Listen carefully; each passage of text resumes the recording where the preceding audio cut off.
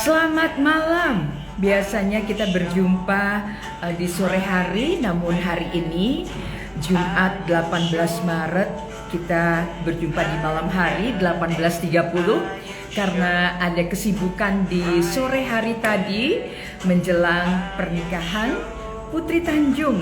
Siapa nih yang menjadi followersnya Putri Tanjung pasti sudah mendengar kabar ya bahwa Putri sebentar lagi akan menikah. Ya, halo Bunga, apa kabar? Tania Ani Zane Valencia, selamat malam. Kim, Atika Restiwimi, dan saya juga sudah melihat kehadiran Resmaul bersama saya di sini. Mudah-mudahan kita akan segera bisa melihat wajahnya Resmaul. Nah, buat yang beruntung pada malam hari ini akan mendapatkan hadiah nih. Hadiahnya lucu-lucu, udah bikin gemes nih ya. Tuh gemes gak sih ngelihatnya boneka-boneka binatang ini? Coba tuh, ini buatannya Valerie underscore crochet underscore baby. Nah, memang boneka-boneka ini sangat mudah dicuci, hanya tinggal jangan diucek gitu ya, tapi tinggal cuci demikian dan nanti bisa bersih kembali. Jadi ini sangat amat. Nah, siapa yang mau dapat, yang suka boneka atau koleksi boneka boleh join, bisa juga buat putrinya atau anaknya atau keponakannya. Nah, Reza, mudah-mudahan sudah join. Apakah kita sudah bisa melihat wajahnya Reza? Malam hari ini kita akan bicara soal back to nature, back to ourselves. Selama ini alam sudah begitu banyak memberikan kepada kita sebagai manusia, tapi banyak sekali juga manusia yang belum menyadari betapa pentingnya kita juga memberikan hal yang terbaik untuk alam kita, terutama untuk masa depan generasi kita.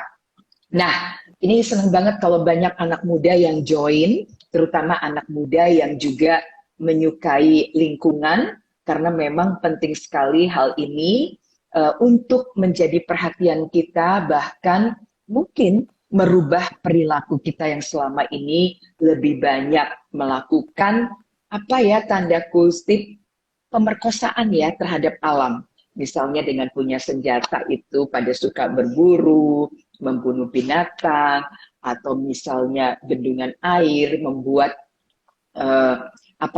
sawah dan sebagainya tidak mendapatkan aliran air. Nah, saya belum bisa melihat wajahnya Reza di sini, tapi apakah Reza sudah bisa bersuara? Halo Rez. Halo Kak. Nah, ya, suaranya bisa terdengar, tapi saya tidak bisa melihat wajahnya Reza nih yang ganteng. Sekarang sudah? Apakah sudah? Sekarang belum, tapi suaranya Reza bisa kita dengar dengan sangat baik. Teman-teman gimana? Bisa dengar suaranya Reza dengan baik? Halo Mbak Elita, bisa dengar suaranya Mas Reza? Atau mungkin Mas Reza perlu untuk diupdate kembali IG Instagramnya? Saya akan menunggu sambil ngobrol sama teman-teman yang semua atau sahabat Ayu yang sudah join pada malam hari ini. Nah, Mas Reza ini adalah kegiatannya keren-keren banget ya. Di antaranya adalah sebagai relawan di Pusat Penyelamatan Satwa Cikananga. Nanti kita tanya ya, Cikananga itu di mana sih? Kemudian Mas Reza ini juga adalah independent environmental report writer dan analis, dan juga menjadi Southeast Asia Primatological Association Social Media Communication Admin. Mas Reza, saya sudah bisa lihat wajah gantengnya malam ini, walaupun masih terputus-putus, tidak apa-apa, malah bikin penasaran. Yang penting suaranya bisa terdengar ya, Res ya.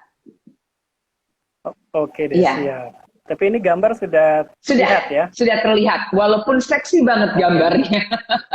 Nggak apa-apa, ini bisa menjadi sesuatu yang unik ya. Mas Reza, boleh nggak, kan topik kita malam hari ini adalah mengenai back to nature, back to ourselves. Nah, pendapat Mas Reza mengenai topik ini, silakan Mas. Ya, jadi Assalamualaikum warahmatullahi wabarakatuh. Teman-teman, sahabat Ayu Show, terima kasih saya sudah diundang nih, dikasih kesempatan bicara hari ini. Tema kita hari ini kan back to nature, back to ourselves ya. Jadi tema ini maksudnya adalah karena saya akhir-akhir ini sering melihat fenomena ya di masyarakat kita gitu ya, baik dalam maupun di luar negeri. Bagaimana ketika kita memperlakukan alam dengan tidak sebagaimana mestinya, itu berbuah masalah. Begitu juga ketika kita memperlakukan diri sendiri atau mencoba menjadi seseorang atau sesuatu yang tidak sebagaimana mestinya kita gitu. Itu juga akan menimbulkan masalah ya. Misalkan ekspektasi atau misalkan aspirasi yang kurang realistis dan lain sebagainya. Jadi saya melihat perlu adanya kita perlu stop dulu, kita perlu pause dulu kali ya, remote-nya di pause dulu. Kita sadari dulu ya. Jadi untuk perihal alam, kita back to nature. Alam itu apa sih sebetulnya? Gimana kita memperlakukan alam itu? Kemudian diri kita sendiri juga gitu. Kita sebagai manusia tuh jati diri kita, hakikat diri kita, kebaikan kita tuh seperti apa sih gitu.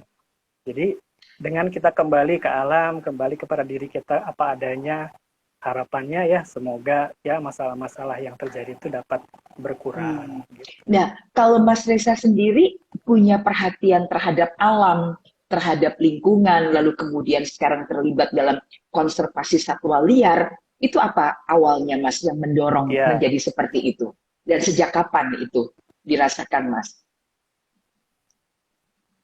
Sejak kapan itu mungkin ini ya, sejak ya kurang lebih 2015 ya, 7 tahun yang lalu ya. Jadi waktu itu saya baru selesai kuliah S1 saya arsitek, tapi saya memang senang dengan alam gitu ya, senang dengan hewan, khususnya satwa liar gitu ya, wild animals gitu. Jadi ya mungkin saya pernah bicara juga tentang ini dan kurang lebih saya tuh sama ya seperti teman-teman, sahabat-sahabat yang lain. Mengenal konservasi, mengenal satwa itu hanya melalui TV gitu ya. Kita nonton siaran TV, ada orang pelihara binatang, kita pikir, oh ya konservasi itu ya seperti itu gitu kan. Kemudian pergi ke kebun binatang, lain sebagainya. Nah, tapi saya merasa kok sudah lama gitu kok begini-gini aja gitu loh. Tidak ada apa ya perkembangan dari segi pemahaman gitu, kontribusi itu bagaimana. Jadi akhirnya saya tuh ada rasa yang mendorong saya gitu ya, kemauan lah gitu. Saya menyadari, oh saya ini kayaknya kurang tahu deh tentang ini. Saya perlu menggali lebih dalam. Jadi saya sebut sebagai willingness to learn gitu. Itu yang membuat saya kemudian mencoba mendalami. Mendalaminya juga bagaimana ya, saya pertama tuh volunteer ke tempat pusat pengamatan satwa gitu ya, yang mana di sana kan dikelola oleh orang-orang yang benar-benar menyelamatkan satwa ya. Jadi latar belakang di sana pun sesuai ya, ada dokter hewannya, ada praktisi konservasinya gitu kan. Nah, dari situ baru saya menyadari bahwa mungkin pemahaman saya tentang satwa atau konservasi itu kurang tepat gitu. Jadi di situ justru mungkin biasanya kita ya sehari-hari kalau misalkan keliru itu mungkin yang pertama muncul kan malu ya. Malu atau mungkin ada rasa egois gitu kan, gengsi kan, kayak oh enggak, gue bener, lu aja yang sok tahu karena suka gitu. Nggak mau kelihatan bodoh. Tapi justru saya ya tidak mau kelihatan bodoh gitu kan. Tapi justru itu yang saya gunakan sebagai apa ya, batu loncatan saya untuk semakin berkembang. Karena saya pikir kalau saya terus mempertahankan gengsi saya, mempertahankan malu saya gitu kan, saya tidak bisa berkembang. Saya pasti ibaratnya kalau orang tuh mungkin di dalam bubble aja gitu. Nah, di luar bubble-nya ini kan ada lapisan. Ya, lapisan itulah rasa-rasa tidak enak gitu ya, gengsi, malu, mungkin ini. Nah, kalau kita bisa melampaui lapisan itu, kan kita akan berkembang ya. Setuju. Gitu loh. Jadi pemahaman kita juga lebih luas, pengalaman kita juga lebih banyak ya, dan kontribusi kita juga bisa lebih banyak, kita bisa ketemu teman-teman dan wah bekerja segala macam ya. Dan mungkin kalau untuk saya ini kan hal konservasi, teman-teman juga mungkin bisa mempraktekkannya untuk bakat dan minatnya masing-masing gitu. Betul. Jadi menurut Mas Reza, willingness to learn itu penting banget ya Mas. Saya juga setuju sekali. Iya, Seperti penting tadi sekali. Mas Reza mengumpamakan dengan bubble. Terus Mas Reza juga pernah mengumpamakan seperti gelas. Gelas yang penuh dan tidak penuh. Ah ya, Gimana tuh Mas? Ya. betul.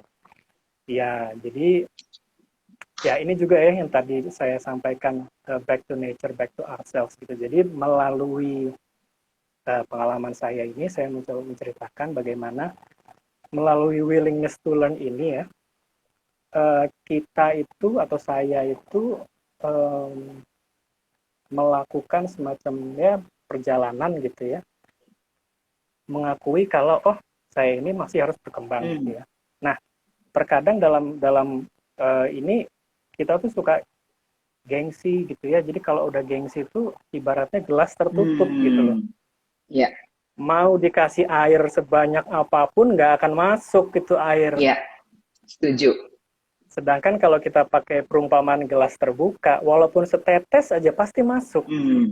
Nah, itu yang saya maksud gitu ya. Jadi seperti bubble atau seperti gelas gitu kan. Jadi itu juga yang tadi saya bilang, kembali kepada diri kita gitu. Kita sebagai manusia itu kan mustahil tahu semuanya. Ya, itu adalah proyeksi diri kita yang tidak realistis ya. Yang mana sayangnya di era sosial media mungkin itu menjadi suatu hal yang dikejar gitu. Oh, saya harus tahu semuanya, saya ini ahli semuanya gitu ya.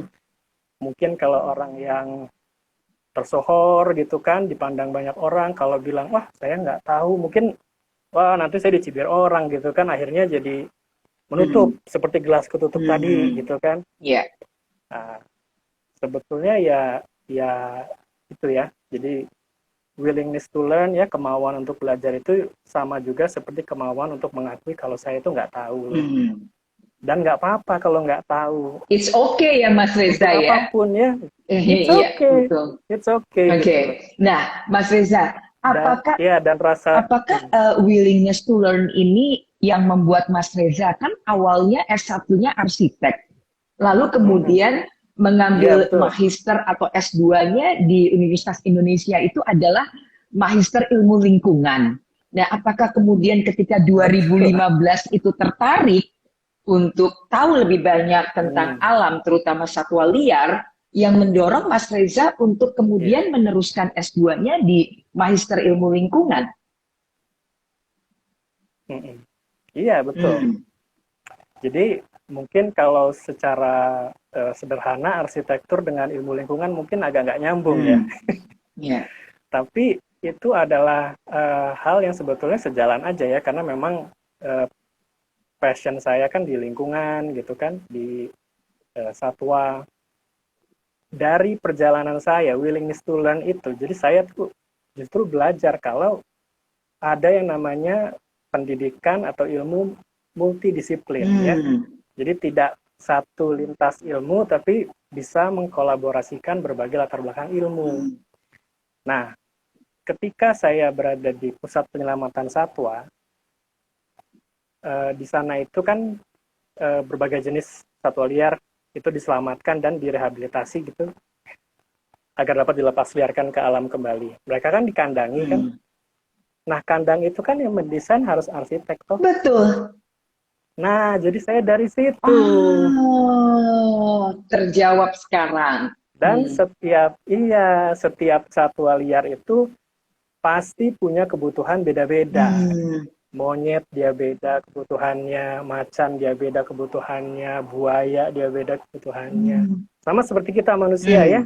Manusia aja kan membuat rumah kan pasti rumahnya Kak Yayi mungkin desainnya menyesuaikan. Betul. Rumah saya ini backgroundnya saya suka kayu-kayu gini gitu kan.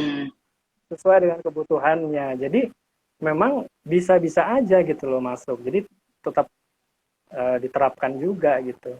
Itu dia, kalau kita bisa membuka itu bubble atau gelas itu bisa kita buka, ternyata banyak cakrawala yang akan kita temui gitu ya.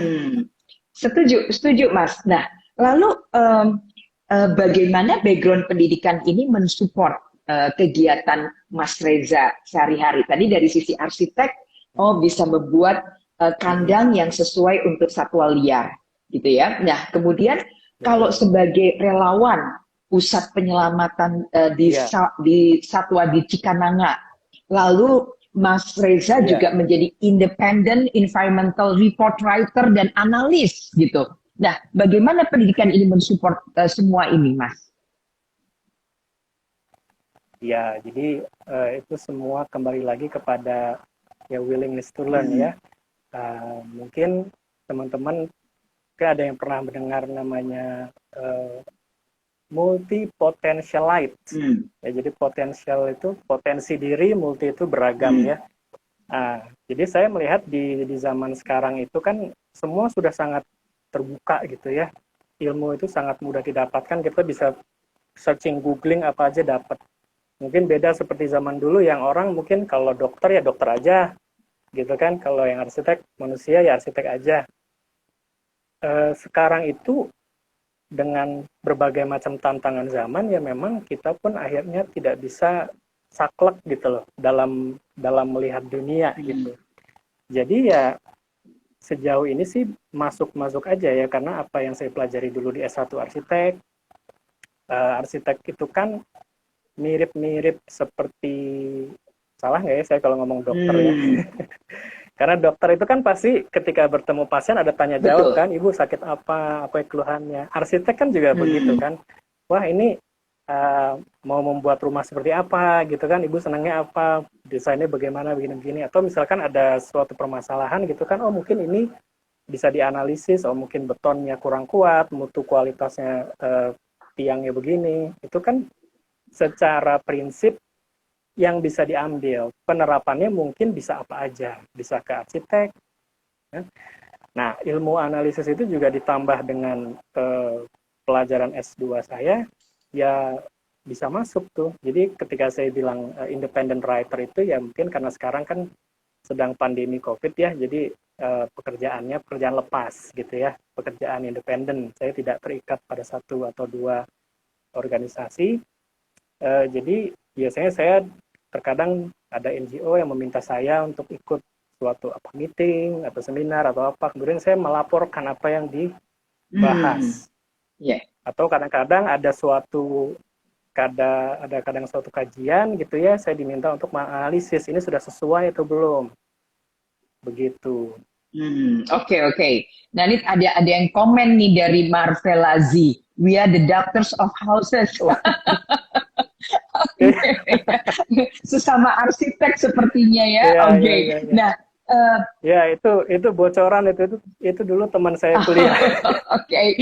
Senang banget bisa join malam hari ini. Nah, Mas Reza, ini tadi ada yang nanya nih di luar dari ini, Mas Reza sudah berkeluarga atau belum?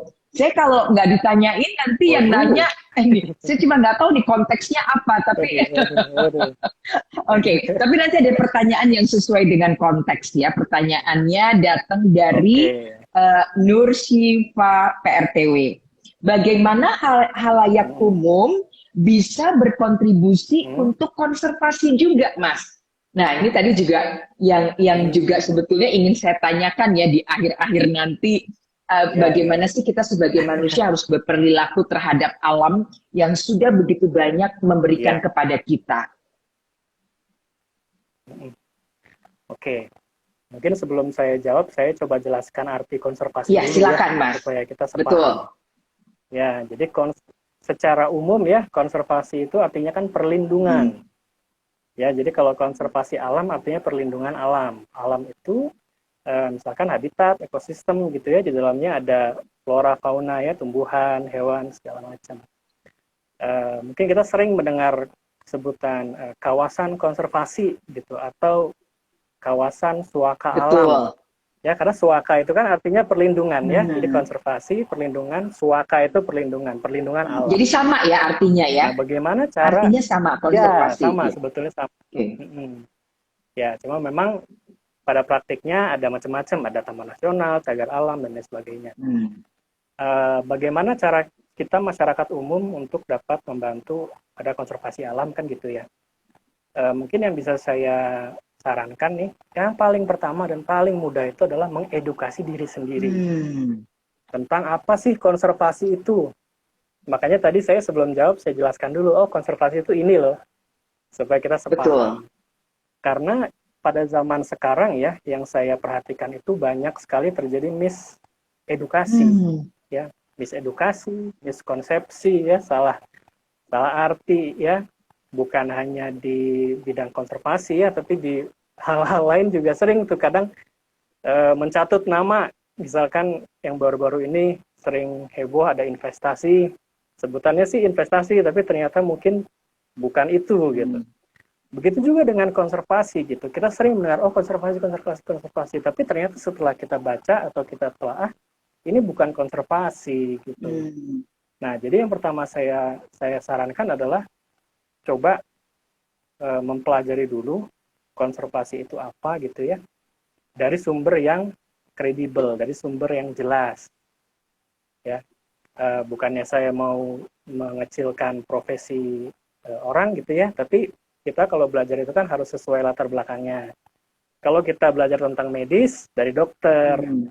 gitu kan. Kalau kita bicara konservasi ya dari praktisi konservasi, dari dokter hewan misalkan, atau ahli lingkungan dan lain sebagainya. Ya. Jadi pertama itu dulu, kalau misalkan kita melihat konten-konten yang katanya edukasi konservasi, kita lihat dulu. Hmm. Yang bicara siapa sih, latar belakangnya apa, gitu. Kualifikasinya dia apa, sesuai atau enggak. Hmm. Itu dulu ya, jadi dimulai dari diri sendiri. Sebagaimana yang guru saya sering sampaikan, kita kalau mau melakukan sesuatu itu, lakukan yang sedikit, yang sederhana, mulai dari diri sendiri, mulai dari sekarang. Ya. Nah, yang paling sederhana kan kita belajar kan tentang konservasi. Nah, mungkin kesannya pasif ya, belajar konservasi. Tapi kalau misalkan kita bisa tahu bahwa misalkan satwa liar itu hakikatnya ada di alam. Karena satwa liar itu memiliki peran di alam. Saya sering mengatakan misalkan monyet kenapa harus ada di hutan, karena monyet itu ketika dia makan buah, dia pergi Hmm.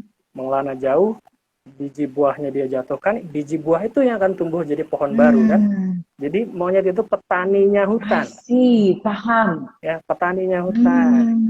Jadi kalau misalkan besok-besok kita lihat ada mohon maaf ada orang yang pelihara monyet dijadikan konten, kita tahu untuk tidak mendukung itu. Hmm. Ya, Ya, ya. jadi kekuatan kita itu ada pada ilmu ya, Hmm. pemahaman itu. Jadi jangan terlalu buru-buru untuk apa ya, bertindak secara action terus besok pergi ke hutan gitu. Jangan dulu gitu ya. Jadi dari yang sederhana dulu, dengan kita tidak mendukung konten-konten yang mengeksploitasi satwa seperti itu, kita juga sudah berkontribusi kepada konservasi alam. Hmm. Dan mungkin lebih lanjutnya kita bisa pelan-pelan gitu kan, mungkin ya sekarang susah ya karena sedang COVID ya. Hmm.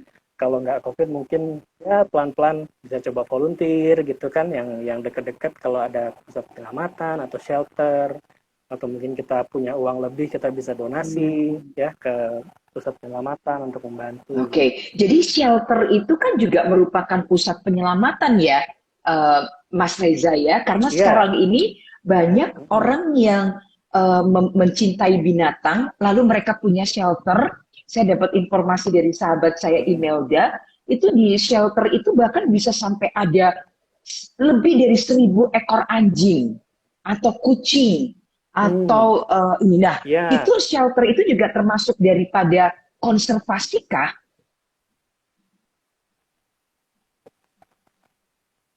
ini sedikit unik Ya, ya. Jadi kalau misalkan kita bicara tadi kan konservasi alam ya. betul. Nah, kalau kita bicara hewan kucing dan anjing itu termasuk kepada hewan domestik Hmm. gitu.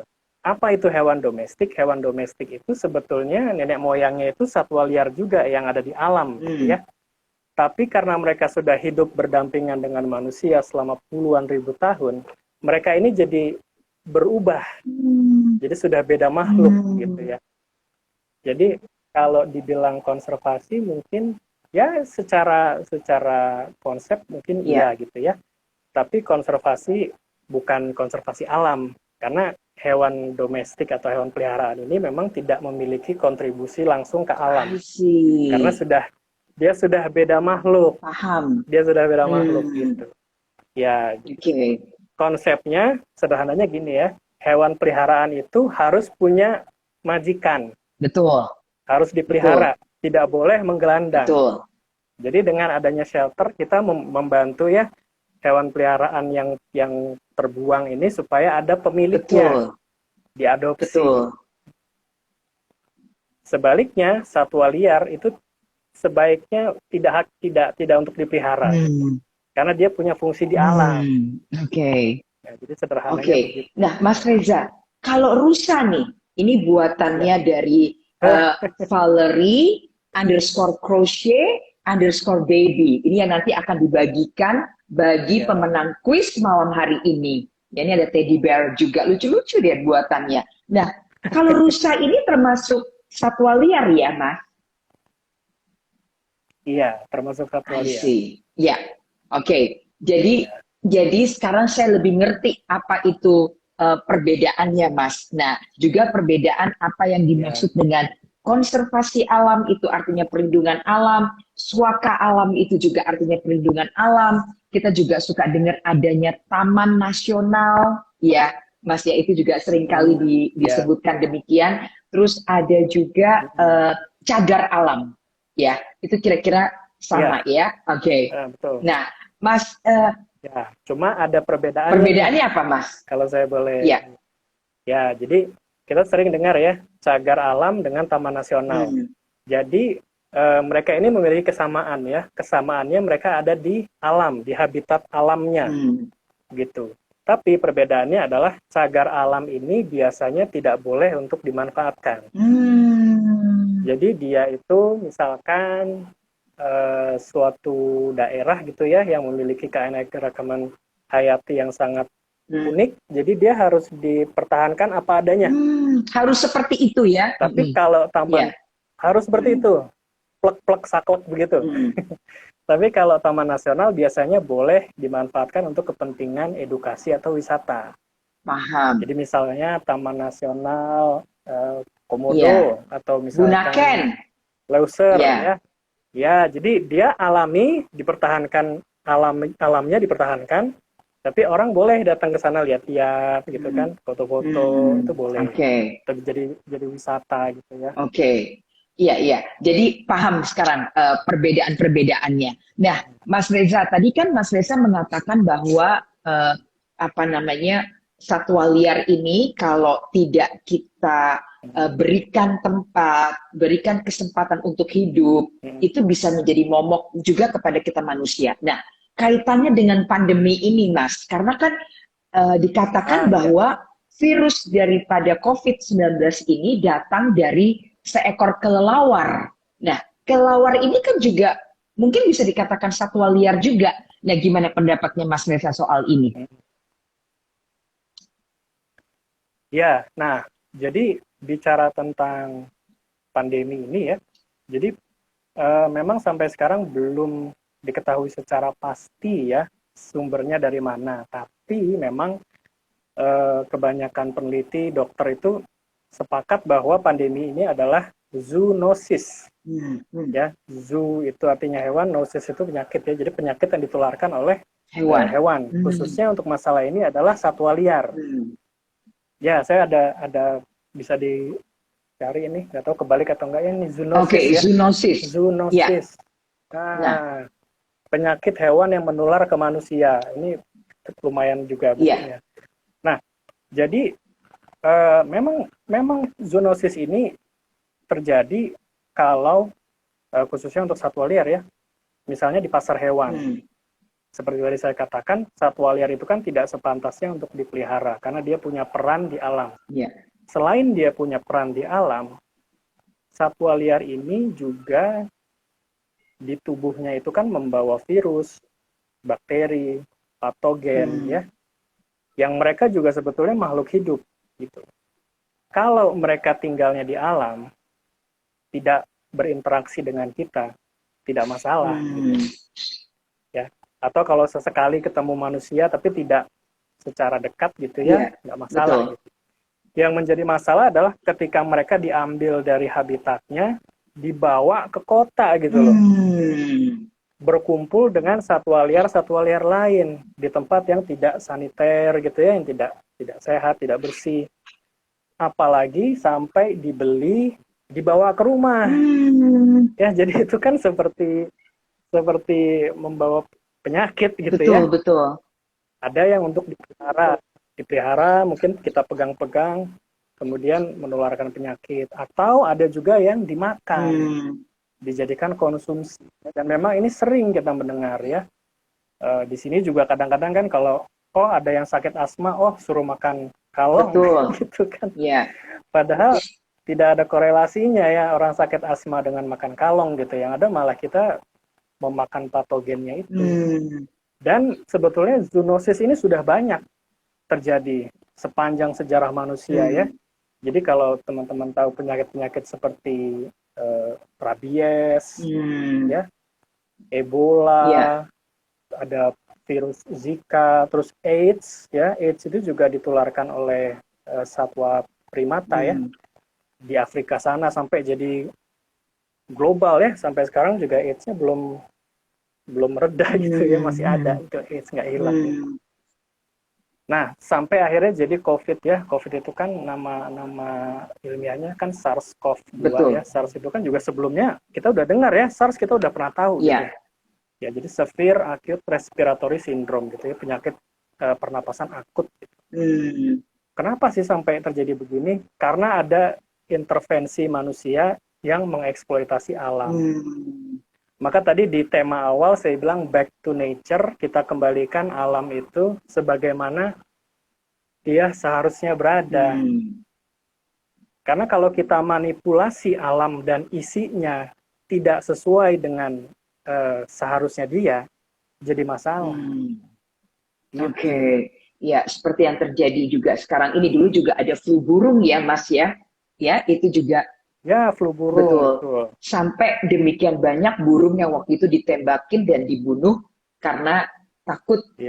Kasihan sekali itu kasusnya. Nah, ini ada pertanyaan menarik nih, Mas, dari Kominasiwi, ya. Ini mengatakan, apakah kebun binatang juga bisa menjadi penularan penyakit? Ya, sepanjang yang... Ini saya jawabnya, silakan. Jawabnya harus hati-hati. Silakan, Mas. Nanti ada yang ternyata yang bertanya petugas kebun binatang. Bisa jadi nih. Ya. Menarik sih pertanyaannya. Ya, jadi kalau bicara penularan penyakit tentu bisa, ya. Jadi misalkan kita masih bicara soal COVID saja, ya, teman-teman bisa cek di pemberitaan itu di Jakarta ada harimau kebun binatang yang kena COVID, ya. Nah, kan kesian sekali. Di harimau juga kena COVID. Dan ini terjadi di luar negeri juga, ya. Jadi ada gorila kena COVID, singa kena COVID, kudanil. Coba bayangin kudanil gitu. Bisa kena COVID gitu. Dan iya, jadi saya ingat juga mungkin dulu sempat ada flu burung kan juga sampai sempat di itu, ya, di karantina dulu lah gitu. Jadi tidak berinteraksi. Jadi ya memang ya saya pasti kalau misalkan di kebun binatang kan hewannya ada dokter hewannya pasti itu, ya. Jadi dipastikan tidak sakit. Tapi kalau kita bicara bisa atau tidak, ya bisa gitu. Nah, yang menjadi perhatian itu kan kita sekarang hidup di zaman pandemi nih, ya. Benar-benar lockdown kita. Jadi kemungkinan bisanya ini tentu kita harus lebih waspada dong. Iya. Ya, jadi jangan sampai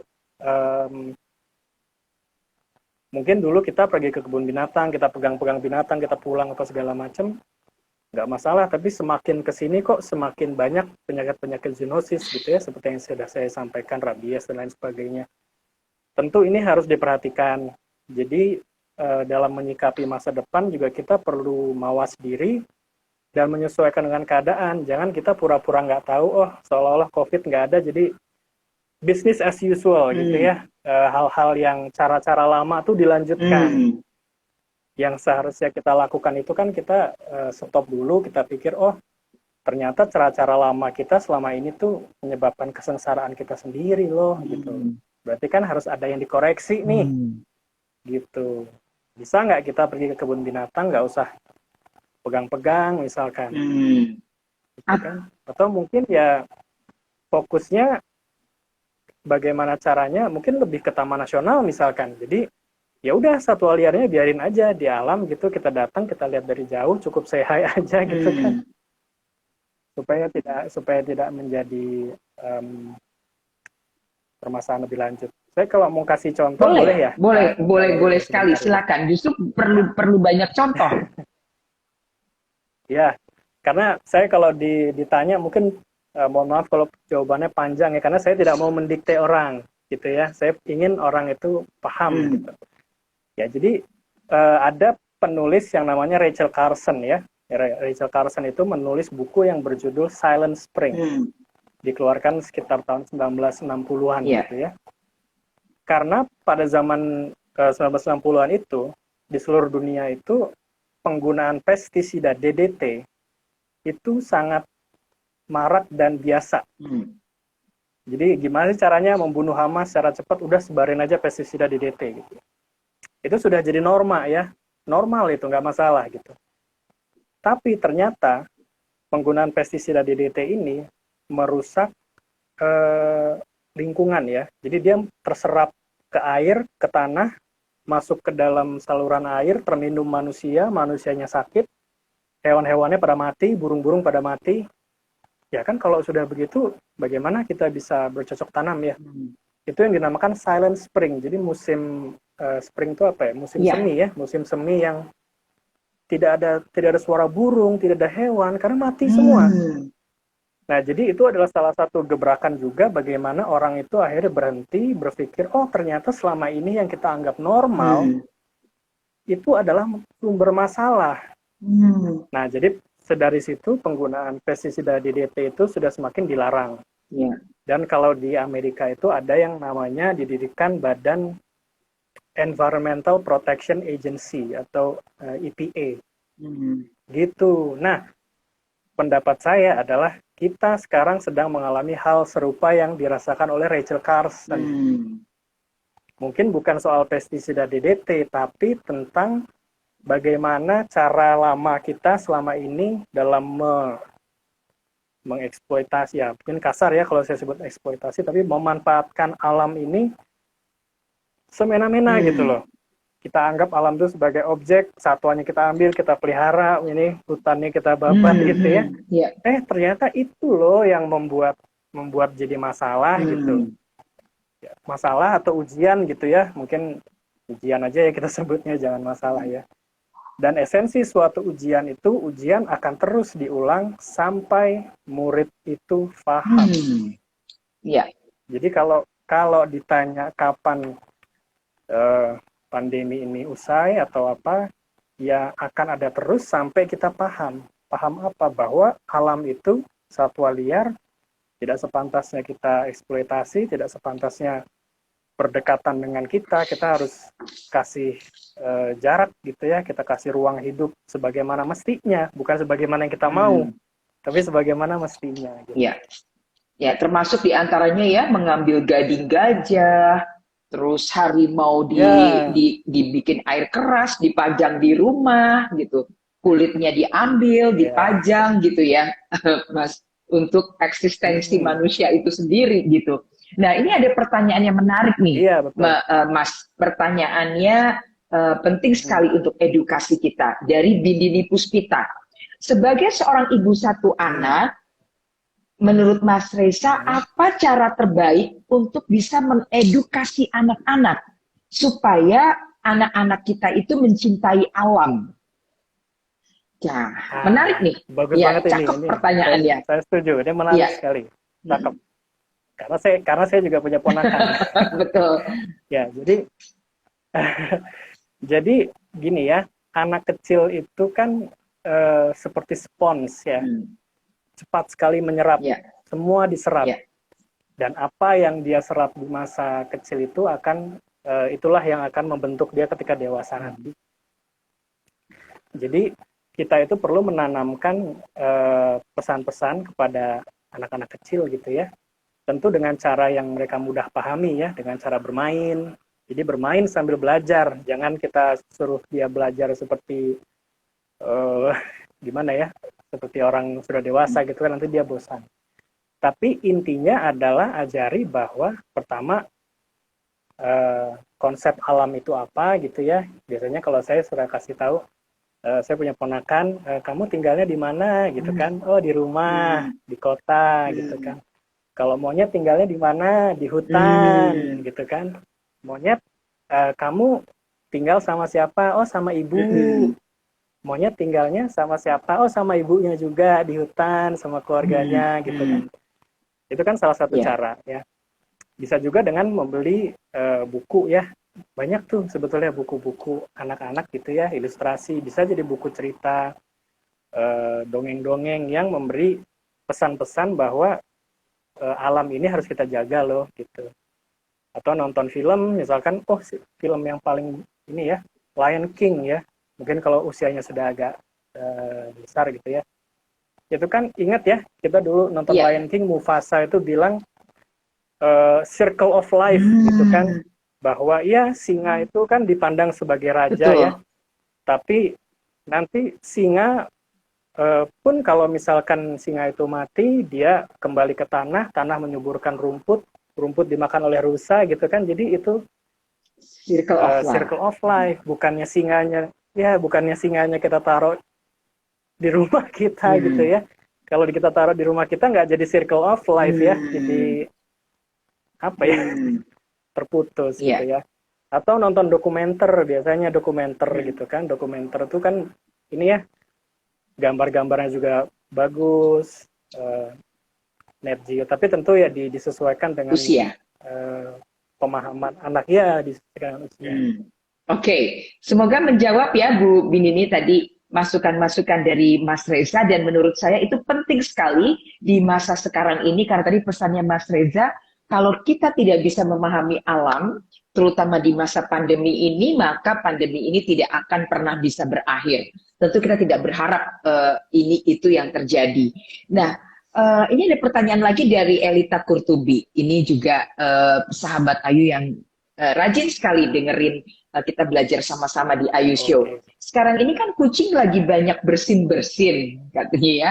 Itu berbahaya nggak buat kesehatan kita? Nah, kan Ya, Mas Reza bukan dokter hewan, tapi mungkin sebagai pencinta binatang dan sebagainya, ada informasi yang bisa Mas Reza bagi dalam hal ini. Bahaya nggak, Mas?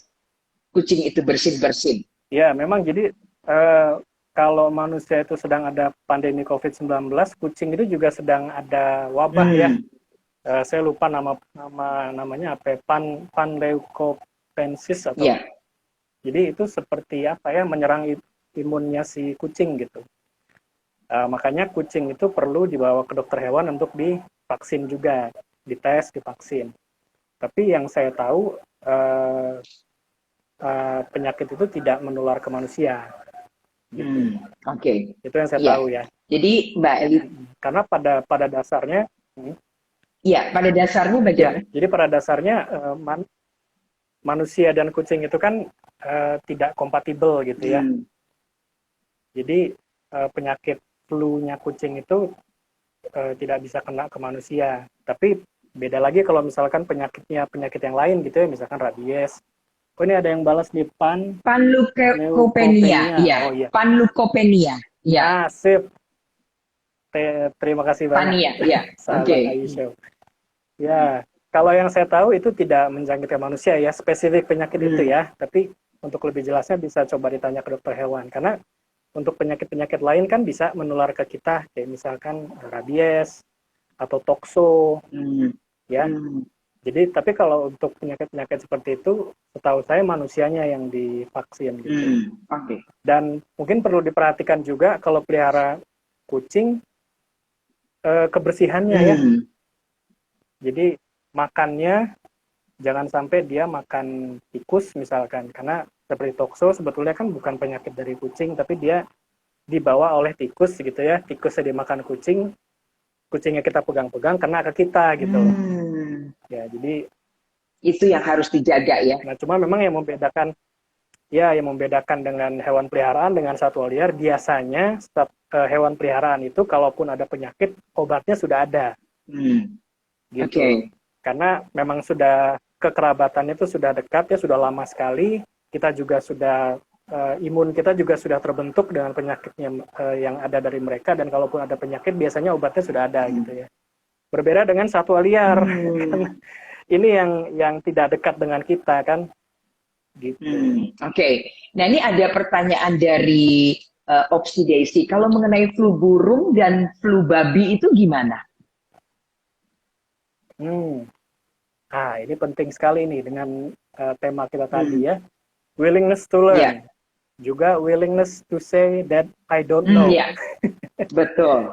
Nah, tapi jangan khawatir, saya coba jawab ya, karena saya kebetulan pegang buku ini. Ada contekan. Silakan Mas Reza. Contekannya mesti diinfo. Ada nggak ya? Ada nggak ya di sini ya? Avian influenza. Wah, pas banget nih. Paling awal. Ya, jadi kalau yang saya baca dari sini ya, penyakit ini dibawa oleh segala jenis unggas. Jadi tidak hanya satwa liar, ya. Jadi hewan domestik pun memiliki flu burung ini ya. Jadi ayam, itik, angsa, burung dan lain-lain. Dikenal juga sebagai avian influenza. Influenza itu ya influenza, avian itu kan burung. Disebabkan oleh virus influenza strain tipe A. Diidentifikasi di Italia sekitar 100 tahun yang lalu. Nah, jadi influenza ini atau disebut sebagai H5N1 menyebabkan wabah ya. Jadi dia ini yang gejalanya di sini ada ya. Demam tinggi, batuk, radang tenggorokan, kesulitan bernapas, sakit kepala, nyeri otot. Nah, risikonya itu adalah pada pekerja atau peternakan unggas. Jadi di situ ya, mungkin kita tidak tahu ya, karena biasanya unggas itu berada di tempat yang crowded gitu kan. Kembali lagi kepada kebersihan ya. Peternakan unggas kan beda-beda, ada yang unggasnya dibiarkan, ada yang ditaruh di kandang, pernah lihat ya, kecil-kecil, sempit-sempit, tumpuk-tumpuk, jadi dia atas membuang kotoran, kena ke bawah, wah itu udah sumber kontaminasi sekali gitu ya. Jadi mungkin itu. Nah, ini juga dijelaskan ada pencegahannya ya. Jadi pertama itu ada tentang vaksinasi dan manusianya ya. Jadi dari tetap pada dasarnya mengurangi interaksi antara manusia dengan hewan, jangan sampai berlebihan gitu loh. Oke. Karena di sini juga ada foto ya. Jadi ada orang dia cium-cium, dia punya burung dia cium-cium gitu. Jadi sebaiknya sih sewajarnya saja gitu ya. Kita boleh sayang dengan hewan peliharaan kita gitu ya. Tapi tetap tahu kalau ini hewan peliharaan, ini hewan gitu ya. Dalam batas wajar lah ya. Jadi misalkan seperti ini nih ada foto. Iya. Kadang mungkin ini ya, mungkin ya lucu-lucuan, tapi kan kita nggak tahu kan hewan ada penyakit apa. Tadi satu lagi apa ya? Flu babi, iya. Ya, jadi ya kembali lagi ya, itu juga bagaimana cara kita, biasanya kan yang dikhawatirkan itu kan kalau termakan ya, kalau flu burung itu dari ayamnya, atau misalkan yang kita makan, flu babi juga begitu ya, dari daging yang kita konsumsi. Ya harus dipastikan sumbernya ya, karena banyak sekarang itu daging-daging murah yang kita nggak jelas bagaimana cara mereka ternaknya. Betul. Gitu.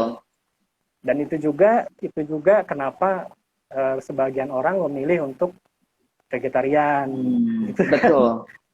Jadi karena memang risiko makan yang membawa penyakit itu lebih sedikit. Oke. Nah, ini ada juga yang komen nih, Mas Reza dari Adentito. Mengajak anak menonton Animal Planet di TV, otomatis anak Iya. akan lebih mengetahui tentang hewan-hewan dan lebih menyayangi hewan. Ini juga salah satu contoh yang baik. Nah, Mas Reza, sebelum kita lanjutkan pertanyaannya, dan kalau ada yang ingin bertanya, silahkan ya, isi di kolom tanya, atau yang mau add komen, silahkan komen. Nah, ini saya mau bagi-bagi hadiah. Ini hadiahnya lucu-lucu sekali nih, karya dari Valerie underscore crochet underscore baby. Nah, ini tadi ada rusa, ini ada macan ya, tiger. Ini adalah binatang-binatang yang termasuk satwa liar. Nah, ini ya kan? Nah, ini sangat menarik. Nah, Iya, akan betul. diberikan kepada 3 pemenang, ya, pemenang kuis. Dengarkan pertanyaannya, pertanyaannya mudah. Pertanyaannya ini, sebutkan arti dalam satu kata bahasa Indonesia saja. Arti dari konservasi yang tadi disebutkan oleh Mas Reza. Iya,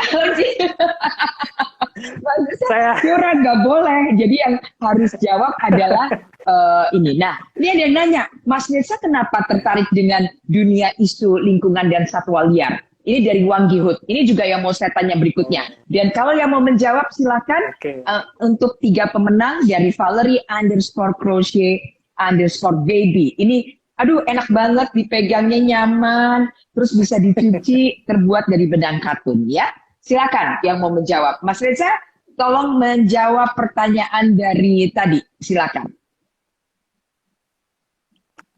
Ya, jadi kenapa saya ini ya peduli dengan isu lingkungan dan satwa liar ya. Jadi seiring perjalanan saya mendalami dunia lingkungan, saya menyadari bahwa peduli terhadap lingkungan itu bukan sebuah pilihan ya. Bukannya, oh saya memilih mau peduli deh gitu, atau oh saya nggak peduli gitu. Peduli terhadap lingkungan itu harus. Ya, karena kita itu kan hidup di bumi ini ya ibaratnya sebagai apa ya? Kita tuh kan numpang ya di bumi ini gitu ya, bersama-sama dengan makhluk hidup lain. Jadi bukan bumi ini bukan punya kita loh, kita nih numpang di sini, ada yang lain juga numpang di sini bersama kita gitu. Kalau kita melakukan hal-hal yang merusak alam, tentu kita juga yang merasakan dampaknya ya. Entah itu bisa macam-macam, bisa jadi banjir gitu kan, kita kena penyakit, kita kena. Jadi bukannya isu lingkungan itu terjadi bukan hanya yang kepada yang tidak peduli alam, enggak, peduli nggak peduli semua kena. Iya.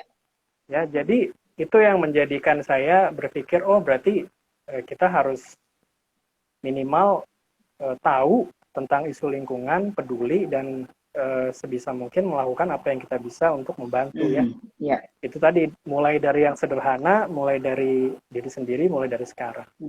Jadi sebetulnya ketika kita bicara save the environment gitu ya, selamatkan lingkungan, sebetulnya kita bukan menyelamatkan lingkungannya, kita menyelamatkan diri kita. Oke, iya. Jadi kalau teman-teman sering lihat, misalkan ada rumah gitu ya, rumah yang sudah reot, sudah tidak ada penghuninya, biasanya ditumbuhi apa? Lumut. Rumput, pohon, ilalang kan? Iya, karena sebetulnya alam tanpa kita, mereka bisa kembali lagi gitu. Ada istilah yang namanya homeostasis gitu ya, jadi dia bisa memperbaiki dirinya.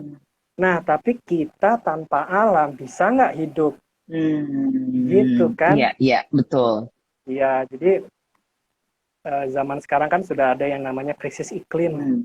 Ya, perubahan iklim dan lain sebagainya itu kan sangat mempengaruhi kita gitu ya. Jadi misalkan daerah-daerah yang tadinya lahan sekarang sudah tertutupi oleh air laut, ya kan kita juga yang merasakan dampaknya. Kemudian kalau misalkan ada pencemaran yang biasanya bisa menambak ikan dan lain sebagainya jadi tidak bisa. Kemudian pangan juga misalkan padi dan lain sebagainya juga jadi lebih sulit, jadi lebih harga-harga jadi lebih mahal gitu kan. Kita juga merasakan dampaknya gitu. Oke, nah ini peringatan kita semua nih dari Mas Reza. Kalau kita save the environment itu artinya kita juga sedang melindungi diri kita sendiri. Karena alam tanpa manusia, alam itu bisa melakukan apa ya, memperbaiki dirinya sendiri tanpa kita. Tapi kita manusia tanpa alam, kita tidak akan bisa hidup. Betul ya, Mas Reza? Kira-kira seperti itu ya. Betul. Oke. Nah, lalu Iya, Mas, betul. kenapa kemudian tertarik kepada satwa liar dan boleh nggak cerita tentang apa itu pusat penyelamatan satwa di Cikananga? Saya belum pernah tuh dengar nama Cikananga aja baru sekarang, Mas. Oke. Ya, jadi pusat penyelamatan satwa Cikananga itu lokasinya di Sukabumi ya. Itu adalah salah satu atau memang itu ya pusat penyelamatan terbesar di Indonesia. Ya, jadi mungkin banyak orang nggak tahu. Jadi pusat penyelamatan satwa Cikananga atau PPS Cikananga ini adalah tempat transitnya gitu ya satwa-satwa liar yang disita oleh pemerintah.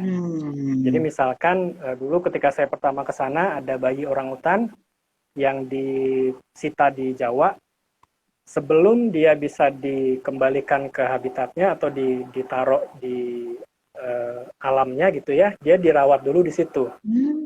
Dirawat dulu, dipastikan dia sehat. Setelah dia sehat, baru dia disalurkan ke pusat rehabilitasi khusus orangutan. Misalkan di Kalimantan atau di Sumatera gitu. Nah, PPS Cikananga ini adalah pusat penyelamatan multispesies. Apa artinya multispesies? Jadi dia beragam spesies. Nah, jadi luar biasa sekali ya. Mungkin ada, kalau tadi saya sudah mengatakan pusat rehabilitasi spesifik orangutan, ya orangutan saja. Tapi PPS Cikananga ini dia multispesies, jadi segala macam ya, ada monyet. Saya ingat sekali waktu saya pertama datang ke sana, tugas saya sederhana ya, jadi tukang nyapu, tukang bersih-bersih gitu kan. Dan di sana saya lihat monyet-monyet bekas peliharaan, monyet-monyet bekas topeng monyet, yang usianya sudah dewasa ya. Mungkin kalau kita sering lihat monyet usia 1-2 tahun, ya, sudah tahu. Sudah tua. Ya, mungkin kalau monyet kita sering lihat, ya banyak ya yang pelihara monyet. Mungkin usianya masih 1-2 tahun, itu masih anak. Ini udah dewasa ya, sudah belasan tahun, ada yang mungkin puluhan tahun. Jadi, sudah tidak diinginkan lagi karena buas.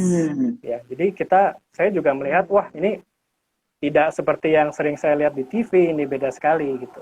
Jadi, segala macam jenis monyet, kera gitu ya, orangutan juga ada. Kasihan sekali ada orangutan yang tidak dapat dilepas liarkan karena selama dia hidup dia dikurung di kandang. Aduh, kasihan sekali. Dari kecil sampai gede gitu loh. Sampai kandangnya juga udah nggak muat gitu loh. Ya ampun, kasihan sekali. Jadi dibuatkan semacam ya habitat buatan gitu ya, walaupun dia tidak dapat dilepaskan tapi dia tetap bisa hidup sebagaimana di hutan gitu. Nah, tentunya menyelamatkan dan memelihara satwa di pusat penyelamatan itu ada etikanya. Etikanya adalah kita harus memperlakukan satwa liar sebagai satwa liar. Jadi kita tidak boleh tuh yang namanya kita momong-momong, kita gendong-gendong, ya. Tidak boleh. Oke. Karena pertama satu untuk menjaga penularan penyakit ya, satu. Kedua adalah untuk melatih dia supaya tidak terbiasa dengan manusia. Jadi supaya dia bisa cari makan sendiri, supaya dia mandiri. Jadi ketika dia bisa dilepaskan, dia sudah tidak bergantung dengan manusia. Dan saya tidak boleh selfie-selfie di situ. Oh, nggak boleh selfie? Karena itu etikanya. Nggak boleh. Oke. Kenapa, Mas? Ya, itu etikanya ya. Padahal kita kalau kayak saya gitu ya, ketemu macan kayak gini nih, langsung pengen foto gitu. Kayaknya saya mau kasih lihat, saya berani banget nih bisa foto sama macan. Kan itu yang saya lakukan kalau lagi ke taman safari atau kemana. Itu sebenarnya nggak boleh ya, Mas ya? Etikanya. Iya, sebetulnya nggak boleh etikanya. Karena khawatirnya, yaitu ya, orang misalkan melihat kita akhirnya meniru. Nah, meniru akhirnya menambah permintaan satwa liar untuk dipelihara gitu. Entah itu dipelihara sendiri atau dipelihara di tempat semacam kebun binatang gitu ya. Karena itu bisa jadi snowball effect ya. Snowball effect tuh jadi kalau ibaratnya bola salju itu kecil, kita gelontorin gitu kan lama-lama jadi besar tuh ya. Nah, repot itu nanti. Jadi ya ibaratnya seperti manusia ada dokter kan. Ya, Dokter kan juga pasti punya kode etik ya. Nggak betul. mungkin dong dokter sedang konsultasi atau sedang merawat manusia terus dia Selfie. selfie itu dia taruh di Iya. Instagram. Ya. Nah, tapi tadi ada yang unik tuh dari Kak Yayi bilang katanya foto dengan macan terlihat berani Iya. gitu kan. Emang gitu rasanya. Nah, emang gitu rasanya.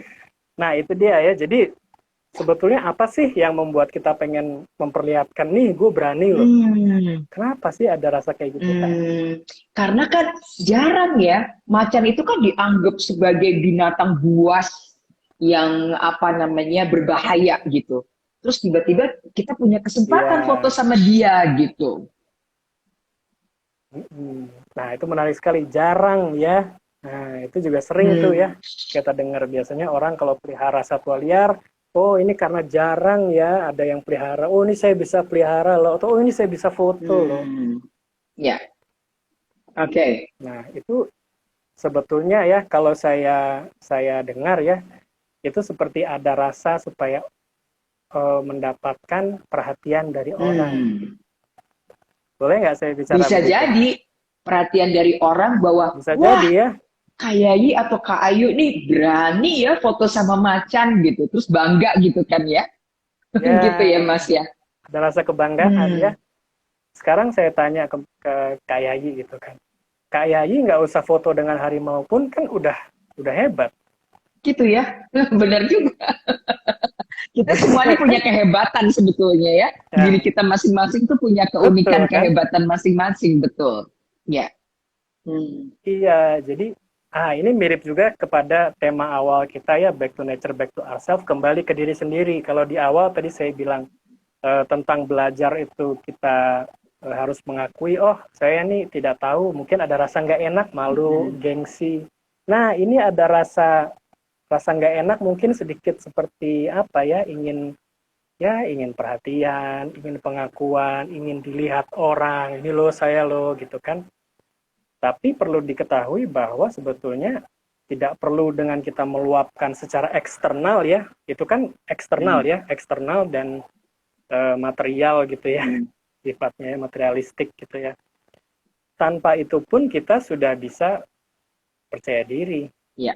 Karena kalau misalkan kita menempatkan kepercayaan diri kita di foto, kalau fotonya nggak ada, kita jadi nggak pede. Iya, iya. Oke, iya. Padahal tanpa itu pun kita bisa percaya diri. Betul.